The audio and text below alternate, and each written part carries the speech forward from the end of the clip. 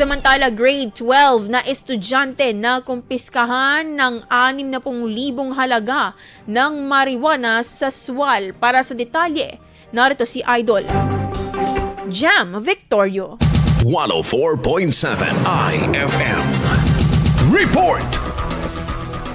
Arestado ang isang lalaking grade 12 student at residente ng Sual sa isinagawang by-bus operation ng Sual Municipal Police Station katuwang ang PDEA Regional Office 1 noong Martes, December 23. Ayon sa ulat ng pulisya, timbog ang suspect sa operasyon na nagresulta sa pagkakakumpiska ng 3 pakete na may timbang na 500 gramo ng hinihinalang dried marijuana leaves at may tinatayang halaga na 60,000 pesos. Bukod sa droga, nakumpiska rin ang by-bus money, budol money at ilan pang non-drug evidence.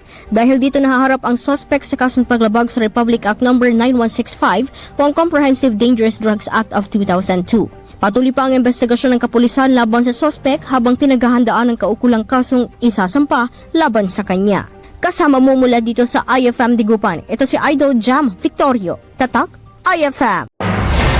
IFM News. IFM News. IFM News.